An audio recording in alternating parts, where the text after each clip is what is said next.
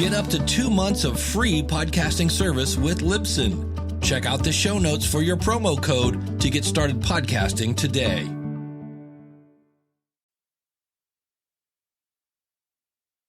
You just talked about what you love doing, inviting people into your home and connecting folks, and you want your kids to have these memories that they'll pass on to their kids with the things that you're creating.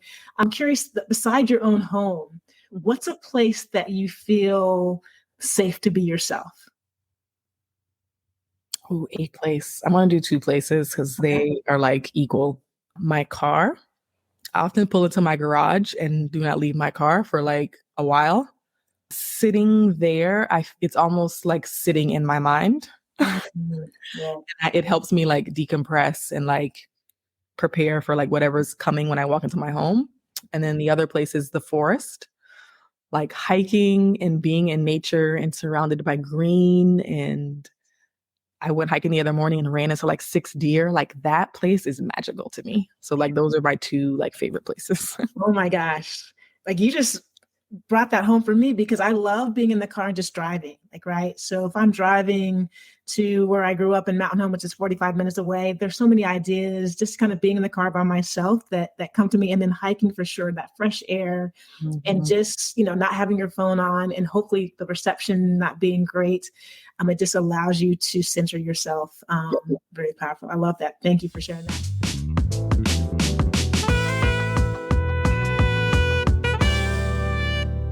Welcome to Unlocking the Club, the podcast that explores the depths of self-discovery, of empowerment and personal growth by inviting our listeners and our guests to unlock your truth, to share your story, and to reclaim your power.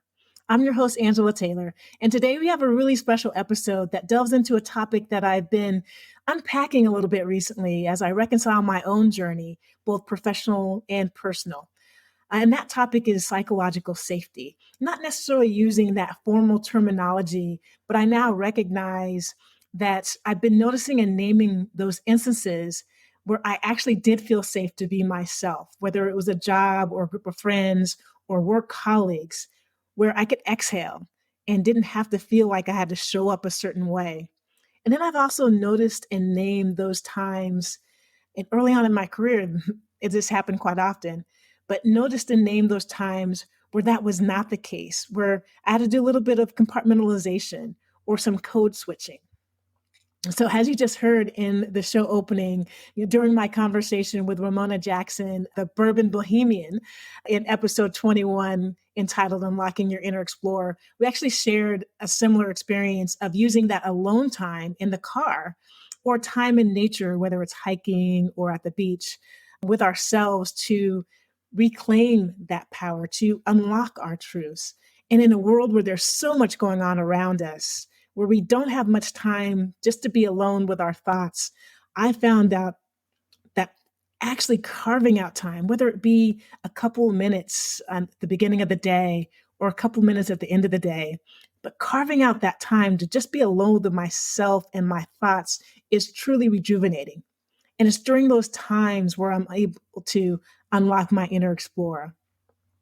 So as I've mentioned in recent episodes, for a book club, we read the book Trust by Hernan Diaz. And there is that juxtaposition that Hernan mentioned in this book with a character, a juxtaposition between your public facade and your private persona. And since reading that sentence in that book, it has been percolating with me in so many different ways about how I actually have had this public facade in order for me to protect my private persona. And I realized that ideally we're actually able to find those sanctuaries or those spaces, those clubs where we don't actually have to compartmentalize or code switch. And as Ramona so vibrantly shared during our conversation, sometimes we actually need to explore new spaces and places in order to discover those sanctuaries or what we need in that particular moment, who we need to be around at a particular point in time. In a world that often fails to acknowledge the unique experiences and challenges faced specifically by Black women, finding spaces where we can truly be ourselves is vital. So today, we're actually going to amplify the importance of psychological safety of finding those spaces, those clubs, those places where you are free to be yourself. And we're going to discuss various ways to actually cultivate it. But don't just take it from me. Take a listen to another perspective. Wow, it's supposed to be quick. I've been with my life partner for 34 years. He is my ride or die. He loves me no matter what. He has loved me when I didn't love myself. And so I feel safe in his presence, staring at his eyes and in his arms. That was New York Times bestselling author Julie Lithcott-Hames, who joined us on episode 5, Unlocking Self-Love Through Storytelling. And it was so clear from her answer that Julie's life partner is someone who truly sees and hears her. And what is true for me is that feeling of not feeling or being invisible or being ignored, but being seen and heard is invaluable. If you've ever had someone unapologetically walk right in front of you when you're in line at the department store, or as you're waiting to grab your luggage off the conveyor belt at baggage claim, you'll know what it feels like for Black women who are ignored. Or if you're in a boardroom and in a conversation and you bring up an idea or a thought or a topic and it's ignored, and then 5 minutes later, someone else brings up that same idea and it's listened to and it's validated. Well, like Julie, our incredible guests from previous episodes of Unlocking the Club have shared their perspectives on where they feel safe to express their true selves. You know, their stories remind us that psychological safety is not only essential, but it's attainable. And if you're a regular listener, you'll recall that this topic definitely comes up in the Back Nine segment and oftentimes is touched on throughout the conversations that we have with guests. We actually had a similar discussion with Cassandra Knight during episode 11. Ooh, that's a good question. Probably Stanford Stadium. Tell me more. Oh, like you mentioned a lot earlier, we love our tailgates, right? Where we can just cut loose and talk. I love talking about the games with you and Gary and the rest of the crew down there. And then we could just, scream and let loose at the games, whether it's out of joy or frustration. And so I love it. It takes me back to my youth, and it's just so joyous. I agree with you. There's something magical about the place. And it's so refreshing to be in that space with others who are high achievers, who are doing great things. And we put it aside on those, Saturday afternoons just to celebrate our team, whether we're Andrew Luck good or right, not so good. Right. Just be in each other's company. That's right. Yeah. During my conversation with Cassandra or Sandy in episode 11, Unlocking Unexpected Opportunities, we talked about how magical it is to break bread at a tailgate in the parking lot outside of Stanford Stadium before and after football games, whether it was back in the day during Andrew Luck taking us to the Rose Bowl or Orange Bowl times, or more recently when COVID has decreased the number of people that come out to tailgates. But what I remember so vividly, as Sandy mentioned in her statement, was that there are people of different races and ethnicities, of different ages, genders, interests, and a common bond. And that common bond was our love for Stanford and Stanford football. We're just connecting. And to a certain extent, we were actually free to just show up fully right there in the parking lot as we were eating burgers and sipping on different beverages and preparing to go into the stadium to watch a game. So another way to create those spaces, from building supportive networks to creating safe spaces at work, we found some great clips from my conversation on this show.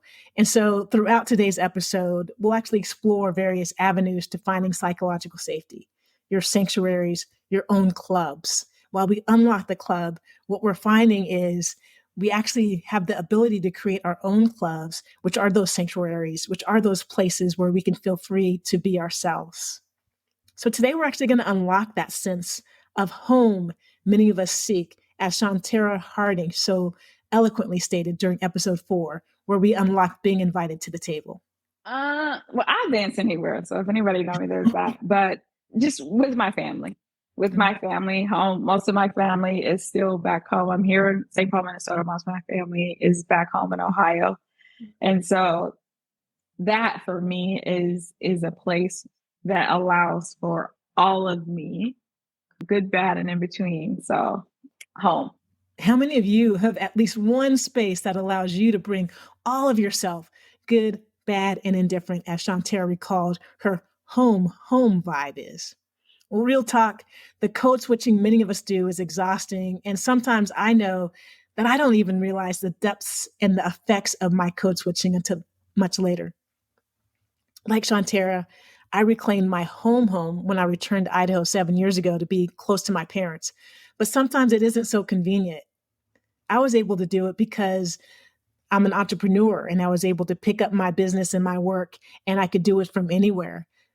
But prior to that, I wasn't able to. When I was working for somebody else, when I was working in the WNBA, whether it was for the league office for different teams, I had a tiny window of opportunity to visit home, if you will. It was during the holidays or during the summertime or maybe for a long weekend. And it wasn't so convenient. I think for many of us, being able to reconnect with home, wherever that may be, may not be easy. So when we don't have the luxury to be in close proximity, physically to your home and to the friends and family members who provide you with a space to truly be yourself, we have to find a way to design that space, even if it's virtually. And that has been a blessing to me. And I look forward to sharing how the amazing guests that I've had on this show have also been able to find home. We'll also discuss the power of self-care, the benefits of therapy, and the importance of educating ourselves and of others. By arming ourselves with knowledge, we can foster those environments that prioritize psychological safety for Black women. And by doing so, we'll be able to demonstrate how to find spaces and places for everybody where you can be at peace with oneself, where you can actually connect with who you are and you can show up authentically. So whether you're a Black woman searching for spaces of psychological safety or an ally actually seeking to better understand and support the journey of Black women in your life, this episode's for you. So thanks for tuning in to Unlocking the Club today as we unlock those sanctuaries where it's a safe place to be ourselves. Welcome to the Unlocking the Club podcast, where we host honest and direct conversations about journeys of access, personal truth, and reclaiming space. We share our truth so that you can find the key to own your truth, honor your journey, and reclaim your space. Grab your keys, your wallet, your phone, and invite your friends to meet you at the club. Here's your host, Angela Taylor. Welcome back to Unlocking the Club. I'm your host, Angela Taylor. And it's important for me to share that being more intentional about prioritizing those spaces that are healthy for me to engage, that has really been a transformative experience for me. It's allowed me to fully embrace my perspective, to unlock my superpower, if you will, to find my purpose and to contribute my voice to the world. And so I'm hoping that in today's conversation, it may be the catalyst to similar intentionality for you as well. And my guess is that by hearing from these powerful Black women who are willing to reveal how and where they actually find sanctuary, that you'll be inspired, you'll be motivated, and you'll be equipped with the tools to actually create those spaces where psychological safety thrives. Timothy Clark, many of you may know, an author. Timothy wrote a book outlining the 4 stages of psychological safety and how they are interdependent on one another. And those 4 stages are inclusion safety, that sense that we all need to be included or to belong. It's Maslow's hierarchy, really. The second stage is learner safety, which is a space where it's safe for us to learn, safe to try, safe to fail. Third stage is contributor safety, where you're encouraged to contribute knowing that you're bringing value. And the fourth stage is this challenger safety, where it's safe for you to challenge the status quo. And in essence, psychological safety is when you feel included, when it's safe to learn, when it's safe to contribute, and safe to challenge the status quo, all without fear of being embarrassed, marginalized, judged, or punished in some way. Ironically, my guest, Anuka Brown, alluded to each of those stages when she glowingly acknowledged all of the spaces where she's free to be herself during episode 16, Unlocking the Power Shift. Amongst friends, amongst friends. It's interesting. I have a core group of women who I've known since high school. Nice. And we are connected at the hip. We spend an unbelievable amount of time together and talking and gifting to each other. And these are 5 white women. Nice. That's awesome. Who would think? Yeah, right. And then I also have a group of women, Black women, who I balled out in the streets of New York and Philadelphia and, all over. Went to AAU tournaments in Vegas and played 3-on-3 world championships in Texas. We have been everywhere together, and we're growing old together. Mm-hmm. And so I break bread with them, spend time with them, mentor them. They mentor me. It's that space where we can so keep it real. And then I also have a group of several Black female executives that are currently working in sport, working throughout the mentoring world, developing young Black women and Black men, women that are doing incredible things. And we get together, and that's our lean in circle. And we talk about these things, and we spend every year we go away for 3 or 4, 5 days, and we spend time. And then I have a group of young people I mentor, and that's my opportunity to work with them and work on our future. And most importantly, I break bread with my kids and my sisters. Mm. And that is probably where I get my greatest strength, because that's where the bloodlines come into play. That's where we talk about our history as Indigenous peoples of the United States. That's where we talk about our history of Guyanese men and women with my father. That's where we talk about our history with my mother and her grandmothers, and they were Native Americans, but they were also Black women who cleaned houses and raised children for white folks. I mean, we talk about all of that. So my greatest strength comes right here from my family.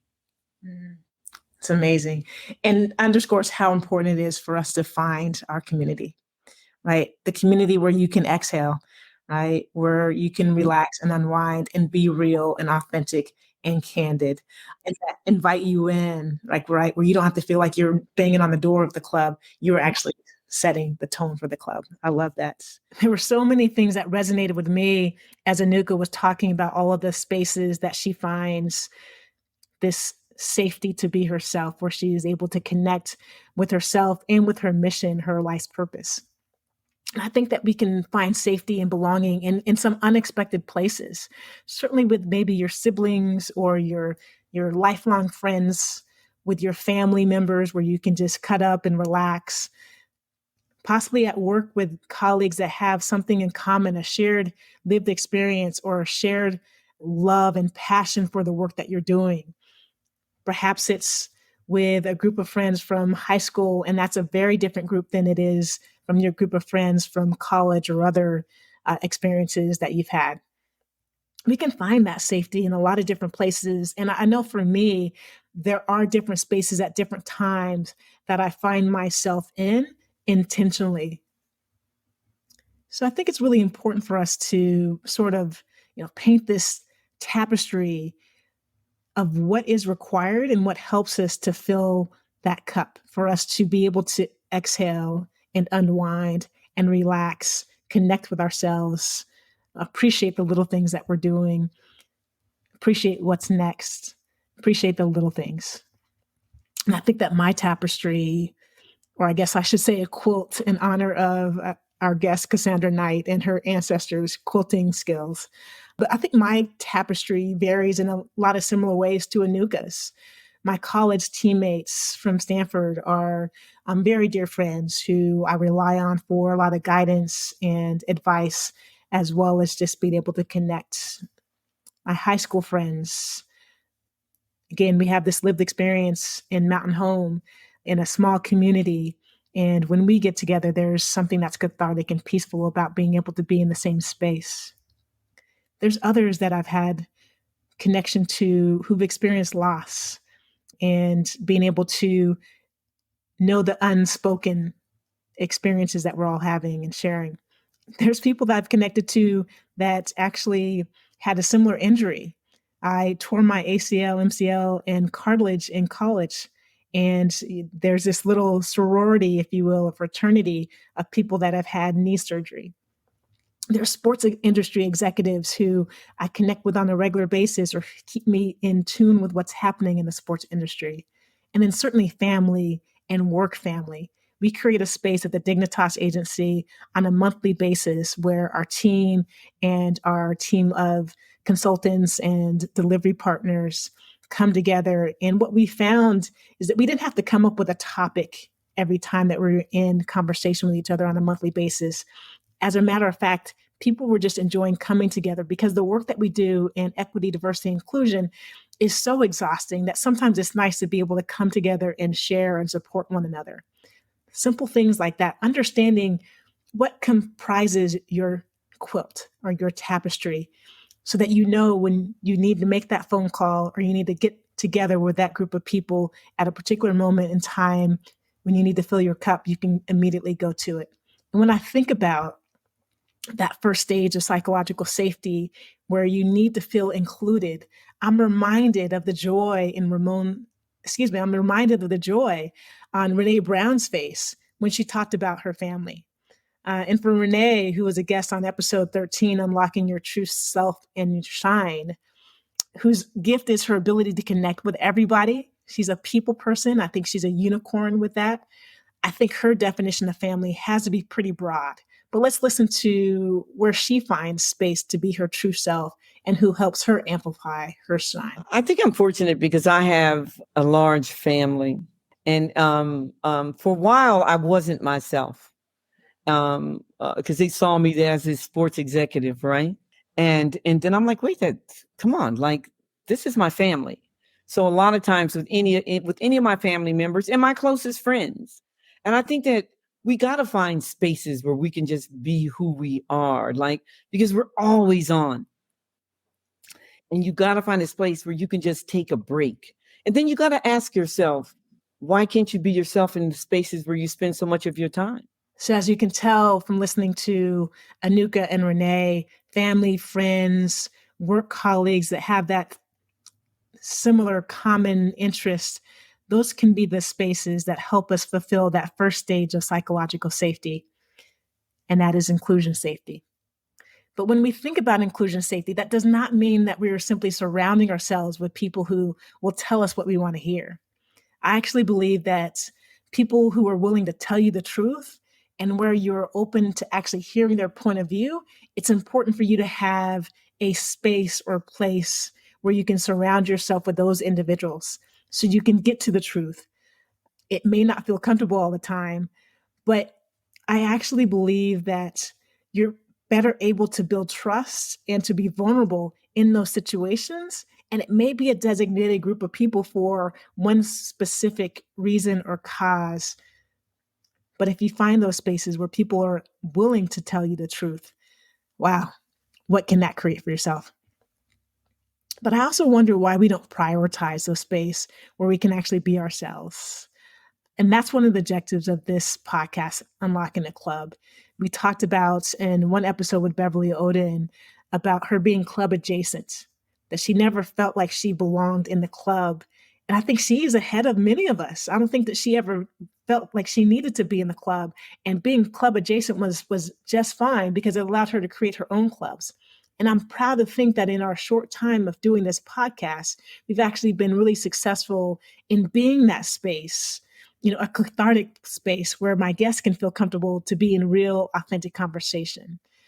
Perfect example of that was, in fact, in episode 2, Unlocking Your Authentic Voice with Beverly Oden, who actually shared that she never really wanted to have kids and had mentioned it for the first time publicly on Unlocking the Club.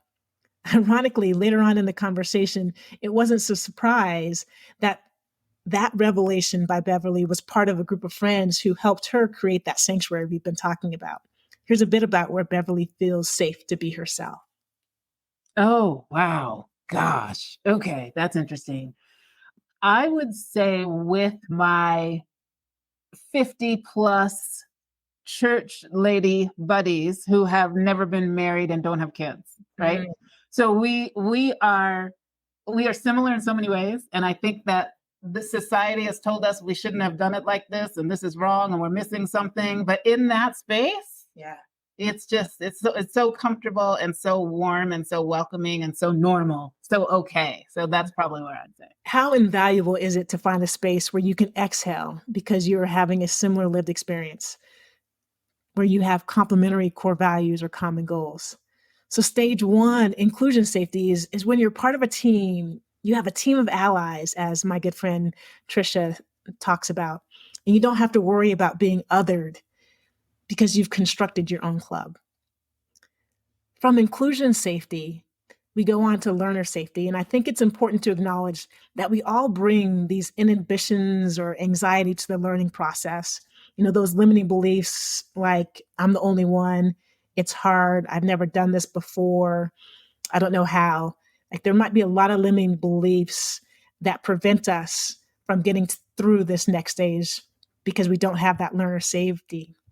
But it's essential that we actually find those spaces in which we can experiment, where we can make mistakes and fail forward and fail fast.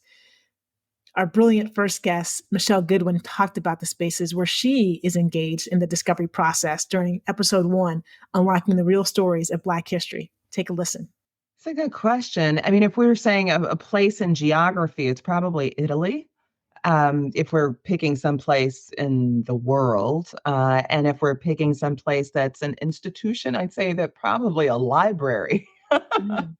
Nice. I can imagine, right? You're consuming a lot of information over the course of your career. So the library. Yeah, libraries just feel like safe places, and in the garden, right? Both of those spaces have real meaning for me in my life. You know, I have to chuckle every time I listen to some of the first episodes.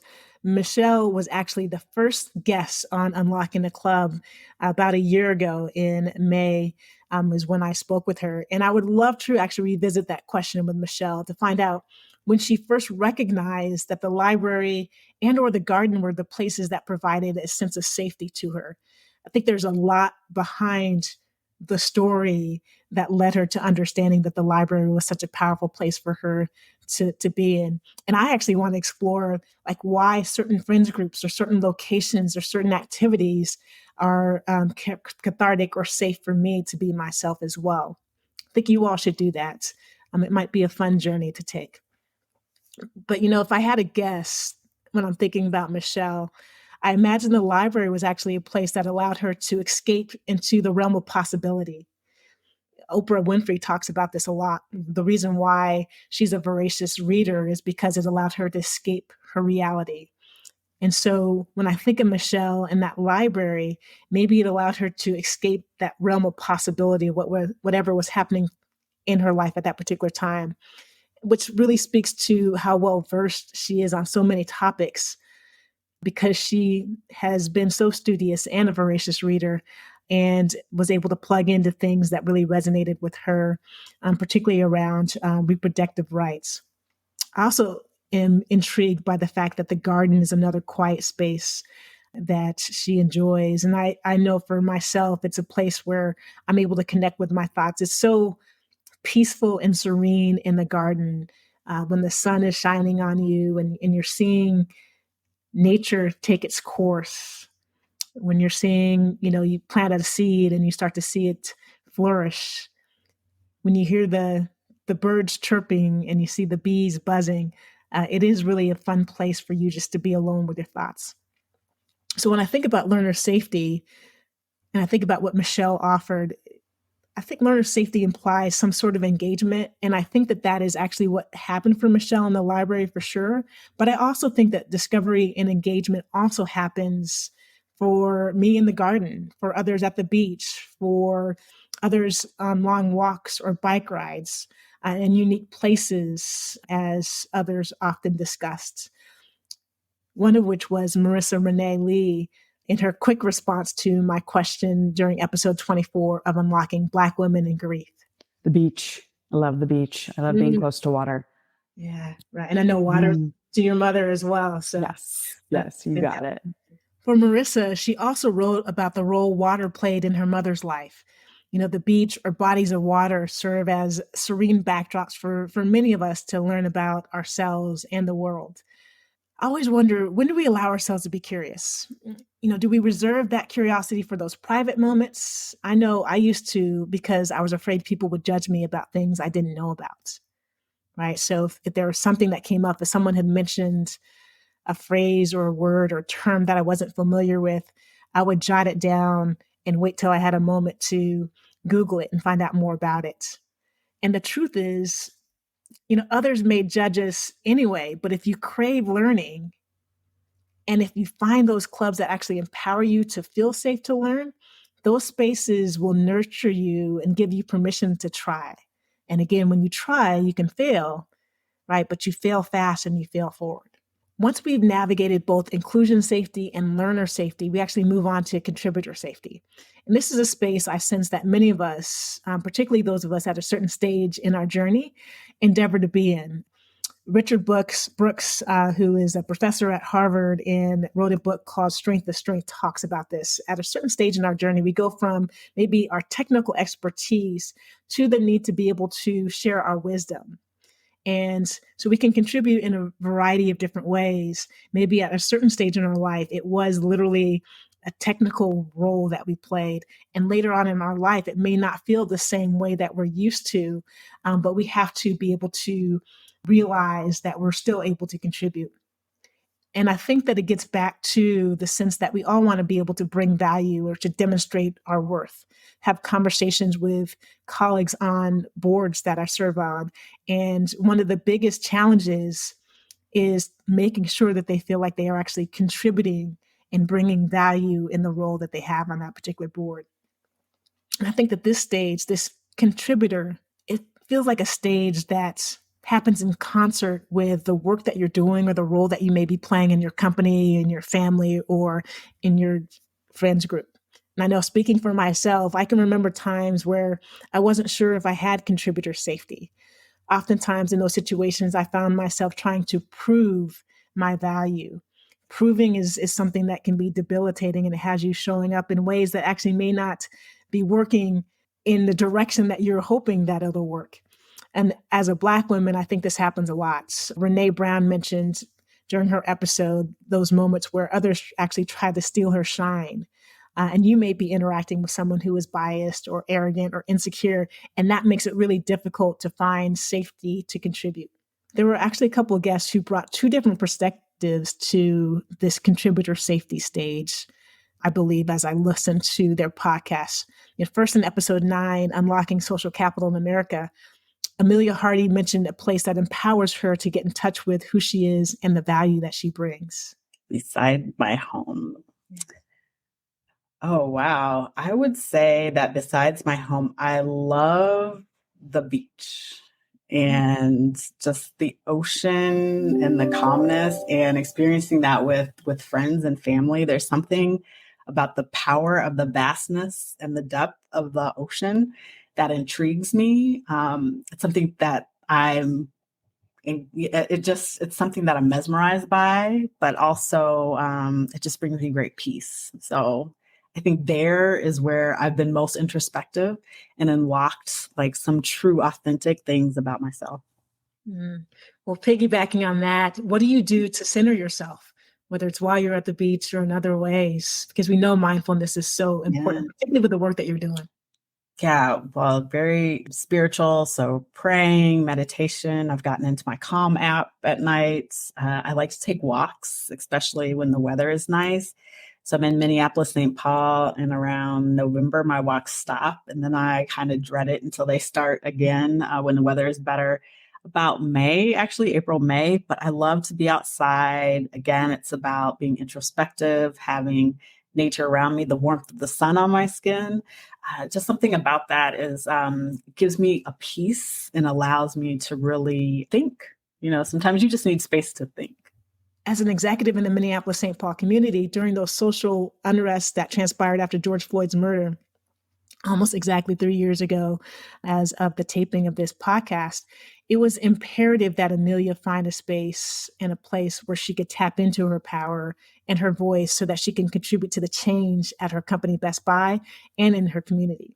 I think that listening to Amelia, having those peaceful places and connecting to nature, earth, wind, fire, water, sometimes that helps us to escape, but also to find the strength to contribute, to find out what our value is, to determine what it is that we want to bring to the table. And I also think that the places and the people who give you room to think and be introspective, really invaluable to be in those spaces. Again, I have some friends group that allow me to bounce ideas off of them. And sometimes they know when just to listen, and sometimes they know when to give me advice or to give me feedback.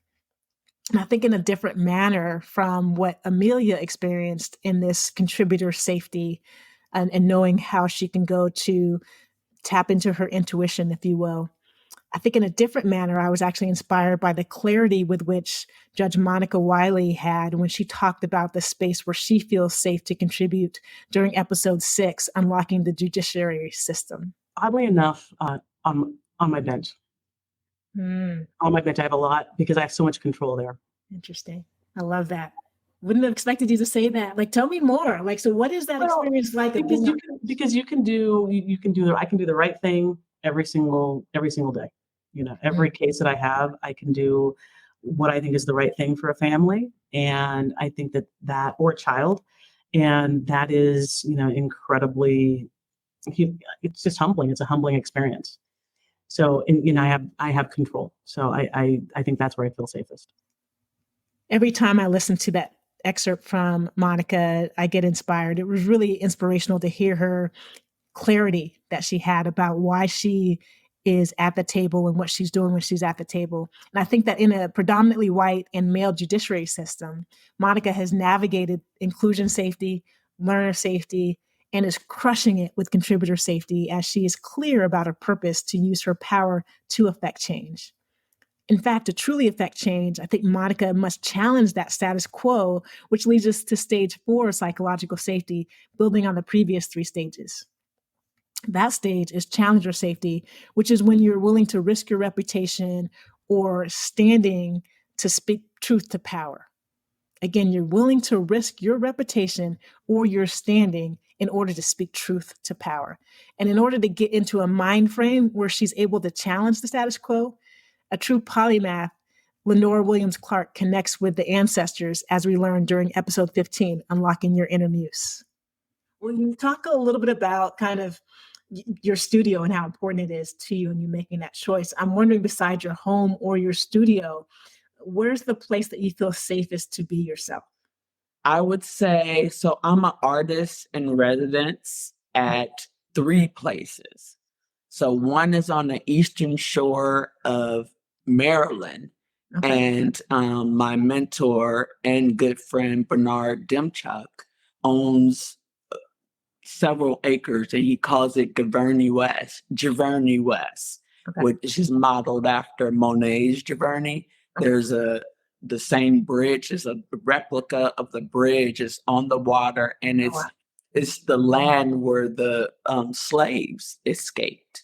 Oh, wow. And so I feel Harriet, I felt like I became the muse there. Like, it's such powerful experiences have happened to me there that is the place that my soul lives there. Yeah. And so definitely one of the safest spaces in my life. Wow. Like Giverny West. I felt that when you said my soul lives there. Oh. And I think that when you pause to reflect and to notice, like, you'll be able to recognize those spaces that give you that, where your soul lives there. I think so often we're in a hurry to get to the next thing. Yes. Versus just like consuming where we are fully in that moment. So I love that's where you found your muse. It was so powerful listening to Lenore speak of that physical space as I was listening live to her when we were in conversation. And there's no doubt that we can gain a tremendous amount of courage simply by remembering the resiliency and, frankly, the anti-fragility that our ancestors have exhibited. For Lenora, challenger safety starts with being present and connected to the past, present, and future. Similarly, in episode 29, Unlocking Empowerment Through Style, Salita C. Roberts speaks about how she connects with herself and challenges the norms by connecting with our culture. Oh, this is going to sound so. As I said, I'm a Caribbean girl, and this is not has nothing to do with like a professional, like my professional life. The place that I feel safest to be myself is Carnival. If you know anything about Caribbean carnival, so this is not like I know in the US, it's carnival, it's like where you go and you have like rides and stuff like that. No, I'm talking about carnival. Google, if you're listening to this, Google Antigua and Barbuda Summer Festival, Carnival, Trinidad, any of those Caribbean countries, and you'll see what I'm talking about. It is like the most liberating feeling that I've gotten, because I play, just full disclosure, I play mass as well. So if you Google and you see what a costume looks like, I wear those costumes. And I think part of my body acceptance and really accepting the body that I'm in. I mean, I'm super petite. I'm 5 feet. I wish that I was taller. I wish that, I didn't look like a teenager. Carnival reminds me that who I am is who I am, and there's a level of beauty in that. I always feel there's a level of joy that I feel. It connects me to who I am, and I feel free. It's freeing. I'm trying not to, because I don't want to like go too much into what Carnival is. Your listeners can go Google Caribbean Carnival and see what that is, and you'll know exactly what I'm talking about. But it allows a part of me that I don't get to, obviously in a professional setting, don't get to express that side of me. But I'll let you know that I love Carnival. I'll let you know that I wear a costume, and it's literally what you'll see. Like, I'm in my birthday suit, so to speak, in a costume, right? Feathers and everything, and just going down in a parade and just having a fantastic time with strangers that I've never met. And, we having that community and that camaraderie in that moment. And that's where I feel, one of the places I feel like I can be myself as well. Just listening to Salita talk about Carnival makes me want to go and experience it for the first time as well. What I recognize are a few different things. First, sometimes we actually just need an excuse to let loose. But when we have this fear of being judged, we aren't willing to do so. So we may not have the inclusion safety. We may not have the learner safety. We may not have the contributor safety. And so we're not willing to let loose. Well, Carnival represented that for Salita, and actually for our guest recently on our podcast, Agatha Richardson, who talked about going to Carnival and what it presented for her as well, and that promise that she made to her mother before her mother passed away. When we look at those spaces that tend to be judgment-free zones, again, with certain friends groups or colleagues, and or individual places that you can go to, the beach or on a hike, those are really important for us to be able to show up fully as well. And I'll remind you of a point I made earlier in the conversation. Judgment-free doesn't mean that we don't have someone challenge what we're intending to do. It doesn't mean that we just surround ourselves with people that aren't going to tell us the truth and aren't going to speak the truth to us. But judgment means that they're not going to hold it against you. I also noticed this really palpable somatic energy that Salita displayed when she spoke at Carnival. And just talking about it actually brought that same feeling to her, of being there. And so really important for you to think about, what are those spaces, the places, or the people who provide that essence to you too? Challenger safety is a space where you can be innovative and creative. And when you are completely unencumbered, as at Carnival, you're actually able to shift those limiting beliefs into breakthrough beliefs. As you listen to the clips from our guests, think about those spaces where you have inclusion safety, learner safety, contributor safety, and challenger safety. How do you feel when you're in those places? Are there other spaces you should seek? are you able to create a similar space for the others in your life where they have psychological safety with you? We'll actually talk about how you can find those sanctuaries, and how you can create those sanctuaries for others in just a few moments as we return on Unlocking the Club with the Back Nine.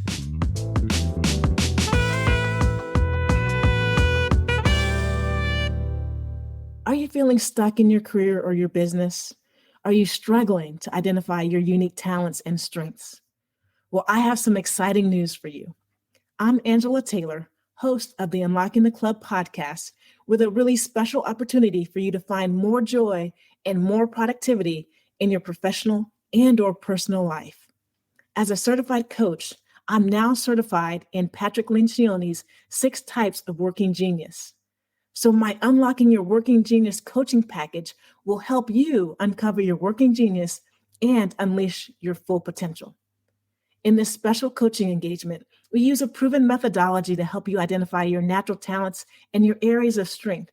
And then we guide you in creating an action plan to leverage those strengths for greater success in your life, career, and or business. So whether you're a business owner, an executive, or simply looking to advance your career, we can help you reach your full potential. Don't let your talents go untapped. Contact us today to schedule your Working Genius assessment and schedule your coaching sessions. Visit us at unlockingtheclub.com/coaching. Join us today and start unlocking your working genius for a brighter future.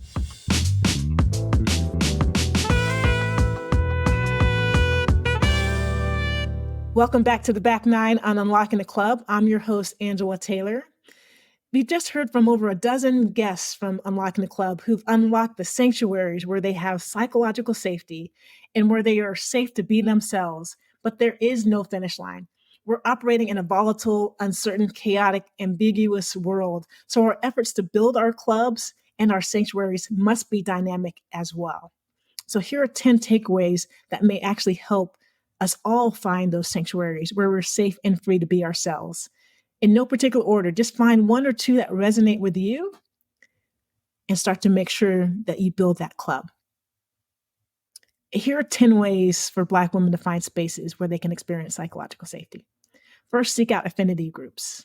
Look for organizations or communities or online forums that actually specifically cater to Black women. I was doing a search on Facebook the other day for private Facebook groups for Black women specifically. They're all over their place. They're in your local community. They may be in your workplace, and you certainly can find them online. Second is engage in therapy or counseling. Sometimes we're stuck and there's something that may prevent us from being able to connect with ourselves, to actually understand who we are. And so maybe find a therapist who understands the unique experiences and challenges faced by Black women. You know, therapy can really provide a confidential and supportive environment to process all of those emotions and to find healing for yourself. You have to be in a healing space before you can be in that change space. Therapy for Black Girls is a great site you can go to. You can find their website. They have a lot of therapists that you can check out, and just being in conversation with someone where you don't have to explain what may be going on in your life. The third thing is to build a supportive network. Surround yourself with individuals who actually uplift and validate your experiences. Again, going back to Julie Lithcott-Hames and her life partner, where she is not invisible, where she's seen and heard, she is validated. You can cultivate those relationships with family members, friends, mentors, whoever can help you understand your perspective and actually is willing to create that safe space for you. The fourth thing you could do is to attend events and conferences. Actually look for events and conferences that focus on empowering Black women. And these gatherings can provide opportunities to connect with like-minded individuals and create a sense of belonging. Some of those, again, Carnival in Trinidad Tobago is a place that Ayantha and Salida have found that is great to be around Black people and Black women as well. Good thing is you can join social justice or advocacy groups.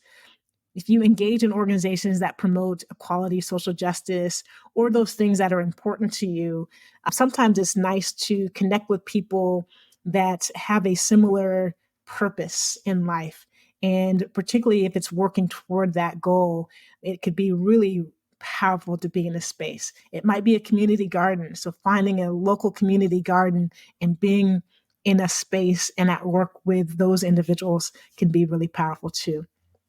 Next is exploring virtual communities. As I mentioned, there's a ton of spaces for Black women on Facebook, and I'm sure you can find it in other places as well. Tap into your network and find out of any of these virtual support networks that may resonate with you. Seventh thing is create safe spaces at work. Like whether it is a group of people, one or two people, or a larger group that you want to go out to lunch with. And maybe on a regular basis, on a monthly basis, you carve out time to make sure that you have a lunch, or maybe you show up for work and you have coffee together. Or if it's virtual and you're working virtually, you can figure out a way for you to connect on a regular basis. I think we spend so much time at work. I think it's incredibly important for us to figure out ways in order for us to have a safe place to be ourselves at work as well.